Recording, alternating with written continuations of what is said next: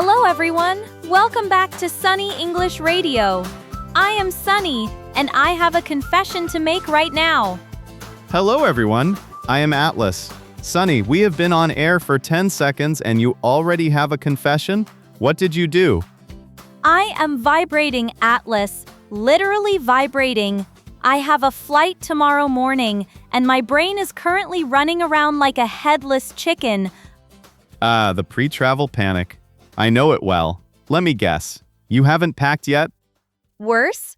I have packed, but now I am staring at my suitcase and it looks like a monster. It is bulging.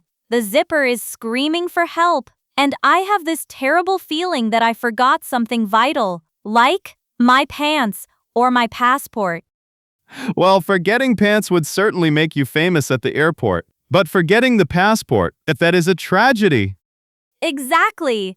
I checked my bag 5 times, Atlas. 5 times. Passport, phone, wallet, passport, phone, wallet. I am saying it like a magic spell. Do you ever get this nervous? You are a nomad. You live in airports. You are Mr. Cool. Mr. Cool? I wish. Sunny, let me tell you a secret. The airport is not a calm place. It is a battlefield. It is a place of high stakes. If you miss the plane, you don't go on vacation. You go home and cry. That is exactly what I am afraid of. Going home and crying. But don't worry. Today, we are not going to cry. We are going to conquer. We are going to walk through that airport like we own it. Are you ready to survive? I am ready. But first, can you help me close my suitcase? I think I need you to sit on it. We will deal with the suitcase later. First, let's get you to the airport. Okay, imagine I am in the taxi. I successfully closed the bag. Thank you for sitting on it. I arrive at the terminal. The taxi stops. I step out. And what hits you first? The noise. It is chaos, Atlas.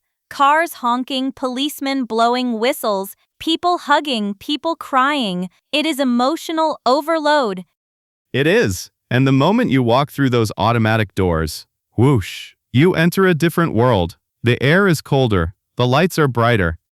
And suddenly I feel small. I look up and I see the monster screen. The monster screen? You mean the departures board? Yes, that giant screen with thousands of numbers and cities flipping over. Click, click, click, click. It makes me dizzy. Tokyo, Paris, London, Dubai. How do I find my tiny little flight in that ocean of data? It can be overwhelming. But here is the trick, Sunny. Ignore the cities. Ignore the cities? But I am going to Paris. I know, but there might be 10 flights to Paris today. If you look for Paris, you might end up at the wrong counter, trying to check in for a flight that leaves next week. That would be embarrassing. You need your flight number. That code on your phone, AF123, that is your unique ID. Scan the board for AF123. Okay, scanning, found it. AF123. It says check-in desk 4. Perfect. Now you have a mission. Ignore the coffee shop. Ignore the souvenir store. Go straight to desk 4. I am walking to desk 4. I am dodging people with luggage carts. I feel like I am in a video game. You arrive at the desk, and now you face the first enemy.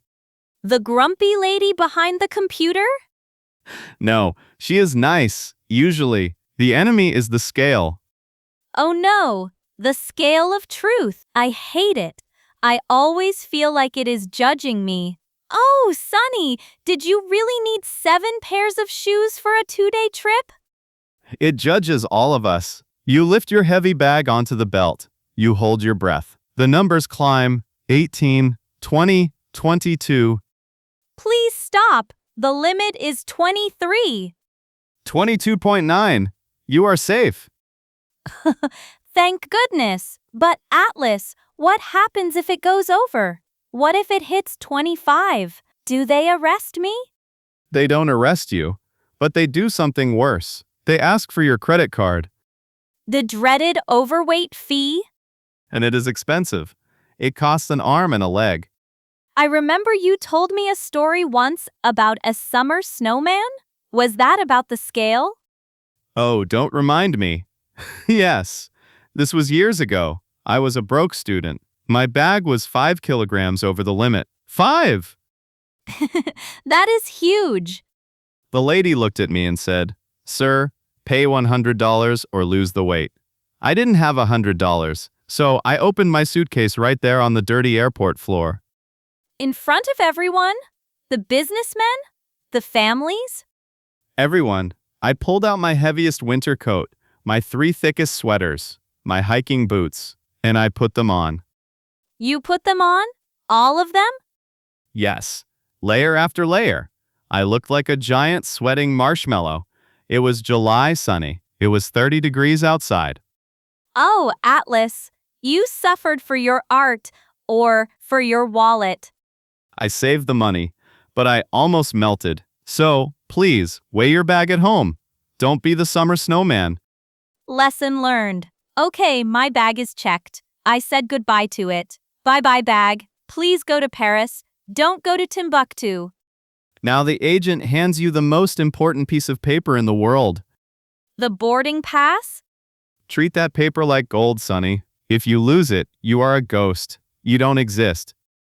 I am clutching it tight. I put it in my special safe pocket. You know, the one you check every 30 seconds? I do, patting your pocket. Is it there? Yes. Is it there? Yes. We all do the pocket dance. Okay, check-in is done. Now I see a long line. A scary line. People look stressed. They are taking off their belts. Welcome to security, the boss level of the airport game. Why do they have to shout? Laptops out, shoes off, liquids in the bag. I feel like I am in the army boot camp. It is intense because it has to be fast. You don't want to be the person who holds up the line. I am terrified of being that person. The slow person. So here is the strategy. Do not wait until you are at the front. Prepare while you are waiting. Prepare? How? Start stripping.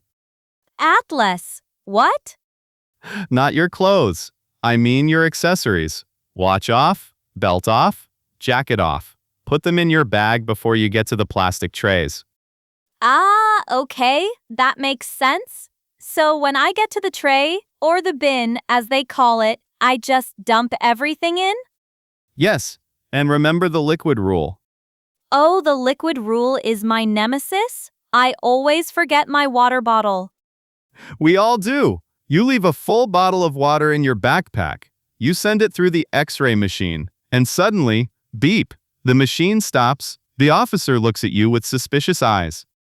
Whose bag is this? And I have to raise my hand slowly. It's mine. It is the walk of shame. And then they pull out the water bottle like it is a dangerous weapon. You cannot take this. And then I have to make a choice. Throw it away? Or The chug of shame. the chug of shame? Standing there, drinking 1 liter of water in 10 seconds while everyone watches. You look like a hamster with full cheeks. And then you have to run to the bathroom immediately after security. It is a classic travel experience. So, empty the bottle. Got it. And laptops. Laptops must be naked.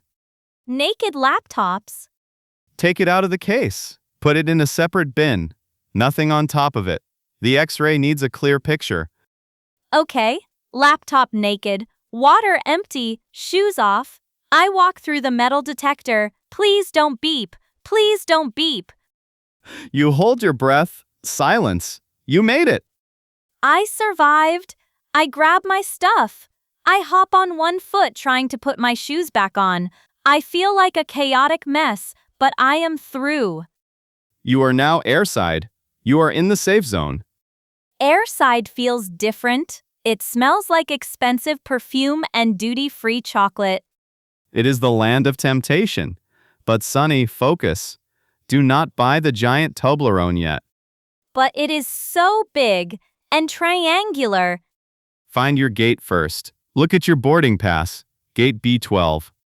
Okay, following the signs. B, B12. I found it. The plane is there. I can see it through the window. Now can I relax? Yes, but keep one ear open, Why? because airports like to play tricks on us. It is called the gate change. That is my nightmare. Imagine this. You are sitting at B12. You are eating your chocolate. You are listening to a podcast, and suddenly you hear a voice. Bing bong. Attention passengers on flight AF123 to Paris. My heart stops. Your gate has changed to A50. A 50? That is on the other side of the terminal. That is a different zip code. And now the race begins. You grab your bag, you drop your chocolate. You run. You run past the old ladies. You run past the moving walkway. I don't want to run, Atlas. I want to be elegant. Then check the screens every 15 minutes. Never trust the gate completely until you are on the plane. Okay. Paranoid vigilance. I can do that? Finally, they call your group. Group A, boarding now. That is me. I scan my pass. Beep. I walk down the tunnel. The jet bridge. I love that moment. The transition from ground to air. You step onto the plane. The flight attendant smiles. Welcome aboard. And now, the most controversial question of the century. The question that divides families. The question that destroys friendships.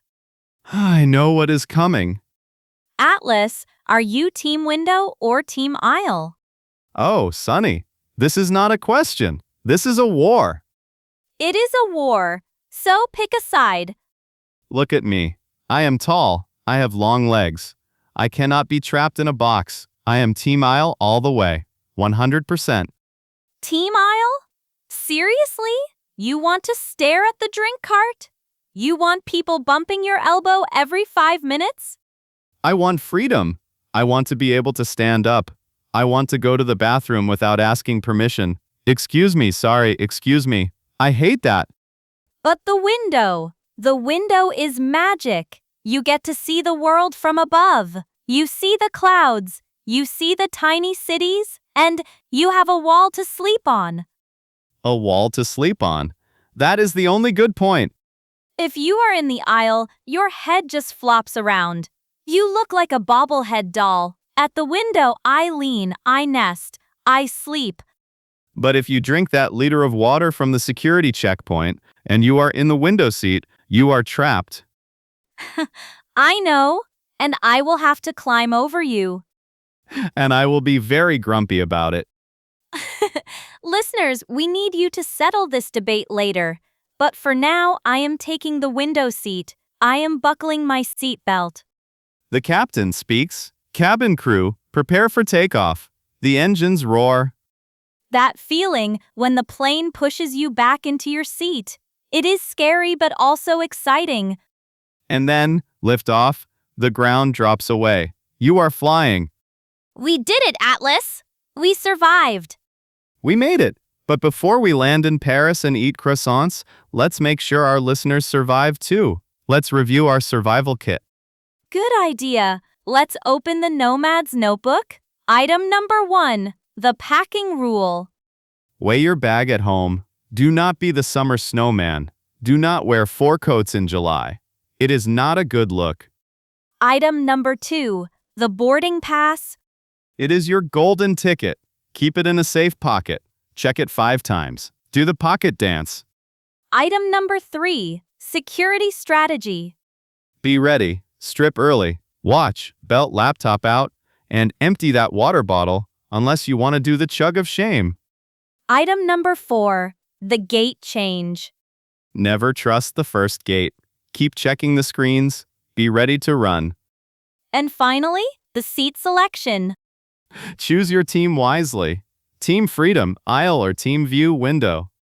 You know, talking about this actually made me feel better. The airport is just a series of steps. Check-in, security, gate, plane. Exactly. It is a process. And if something goes wrong, if you spill your coffee, if you beep at security, You just laugh, and you tell the story on the radio. precisely. Travel is about the adventure, and the adventure starts the moment you leave your house. Listeners, we want to hear from you. We have a very important poll today. The War of the Seats. In the comments below, tell us, are you team window or team aisle? And tell us why. Do you need the wall for sleeping, or do you need the legroom for freedom? Convince us. And also, tell us your funniest airport story. Did you ever have to wear all your clothes like Atlas? Did you ever get lost?